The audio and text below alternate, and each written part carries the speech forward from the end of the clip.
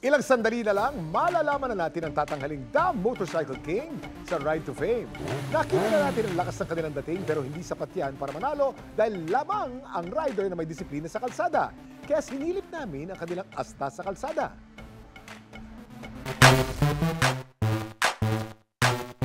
Sa kabilang looks at karisma, walang duda tiyak na mapapalingon ka. Pero bago sila humarurot sa Road to Grand Final sa Ride to Fame, balik kalsada muna sila para subukan ang galing at disiplina sa pag-arangkada. Higit sa kanilang tungkulin bilang delivery rider at motor taxi drivers. Dapat alam mo na importante ang pagsunod sa batas trapiko. Jocomar, Charlie at Hans, are you ready? Babaybayin ang Ride to Fame Grand Finalists ang kahabaan ng EDSA paikot ng Quezon City. Extra challenge din sa kanilang malakas na pag-ulan. Ang unang sasabak, ang 20-year-old na pambato ng Navotas City na si Jocomar Santos. Let's go, Jocomar! Hindi rin magpapahuli ang pangalawa nating contestant na mula sa Bulacan, ang 22-year-old na si Charlie Chavez. In 3, 2, 1, go Charlie! At syempre, todo biyahe rin kasama ang 21-year-old na si Hans Nieves mula sa Payatas, Quezon City. I-ride mo na yun! Pero lingid sa kanilang kaalaman, kasunod nila sa kalsada ang Task Force Special Operations and Anti-Colorum Unit Head ng Metropolitan Manila Development Authority, si Bong Nebriha. Ano naman kaya ang masasabi ng ating guest judge sa kanilang diskarte at disiplina sa kalsada?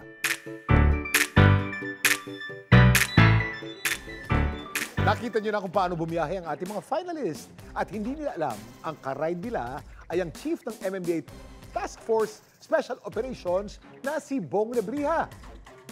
Magandang gabi, Sir Bong. Sir Bong, magandang gabi, sir. Welcome po sa Dapat Alam Mo, sir. Salamat, thank you for having me. Sir, ano po masasabi niyo sa naging ride mo kasama ang ating rider number 1 na si Jocomar? Well, si Jocomar, napapansin ko lang, maganda naman yung ride niya, smooth and all that. Ang titignan, lagi po natin sa alang-alang when we're turning, no, aside from signaling, mga 100 meters, hindi yung kailan tayo liliko, doon tayo magsisignal. So, kailangan mga 100 meters before the turn, nagsisignal na tayo. And don't forget to check your side. Visually, not only on your side mirror, kasi that is our blind spot. And of course, yung helmet natin, naapektuhan yan yung peripheral vision natin. So make sure nakakaanan tayo, lalong-lalo na ngayon, EDSA, may bike lane tayo. So yung mga bikers, kailangan natin protectionan din. Sir Bong, ano naman yung masasabi mo sa pagmamaneho ng rider na si Charlie? Rider number 2. Number 2. Well, si Charlie, okay, ang ano ko lang, yung motor yata ni Charlie medyo may kalakasan yung tambucho. Ayun. So, hindi natin isasabi na modified or whatnot, pero it is, loud pipe. And like what I've said, the same mistake, yung ano nga niya, yung pag-turn right, most of them, talagang nagta-turn right. Too abrupt, signal is almost at the end. Sir, ano masasabi mo sa pagmamaneho naman ng rider number 3 na si Hans? Si Hans yung inabutan ng ulan, kasama ko inabutan ng ulan. Pag umuulan, hindi tayo dapat nag-hazard. No need to put our hazard lights kasi it confuses yung other vehicles around us or behind us. So, dire-diretso lang tayo. Our stoplight, our brake lights would be enough to keep us safe. Ayan, Maraming salamat, Colonel Bong. Hindi lang sa kalsada, huhusgahan ni Bong ang ating mga rider. Isa si Ginoong Bong Nebriha sa ating mga espesyal na hurado ngayong araw. Makakasama rin niya bilang hurado. Ito po, mga bibida sa bagong serye ng Public Affairs na Black Rider. Black Rider himself, Ruru Madrid. Yun. Masama. At ang kanyang beautiful leading lady na si Yasi Pressman. Ayan. Yes. Magandang hapon guys at welcome sa Dapat Alam Mo. Magandang hapon po. Yun. Okay, judges, relax lang kayo dyan. Ngayon, mas kikilalanin natin ang mga grand finalists natin sa kanilang humaharurot na wisyo. Para patas ang tanungan, may hinanda kaming isang tanong lamang para sa ating mga riders. Nakasuot muna ng headphones ang ibang mga riders habang hindi nila marinig ang tanong at sagot ng kanilang kalaban. Unahin natin si Jocomar. Okay, headset please, para hindi niyo marinig. Jocomar, ito ang tanong. Kung may isang uri ng katangian o ugaling taglay ang isang rider, ano ito?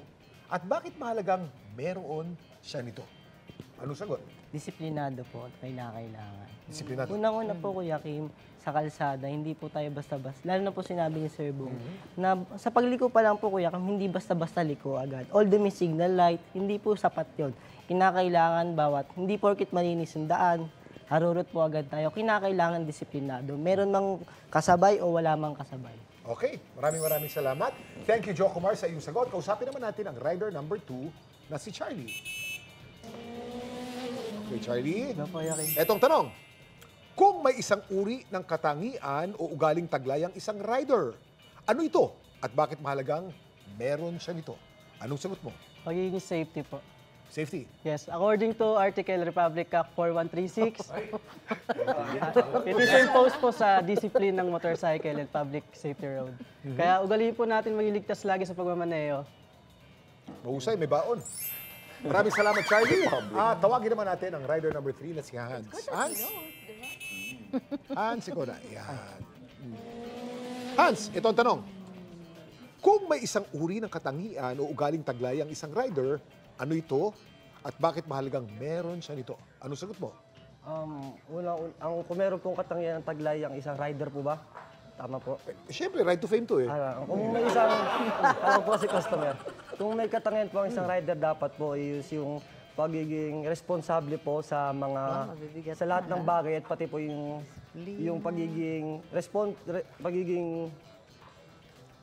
respeto po sa mga customer. Kailangan po mahaba po yung pasensya natin. Kailangan po kahit anong sama po ng customer ang iba to sa atin, kailangan suklian po natin ito ng magandang pakikitungo. Kahit po anong gawin po nila sa inyo, wag po natin batuhan ng kung anong salita na masasakit. Yan. Dahil bigyan po natin sila ng bigyan po natin sila ng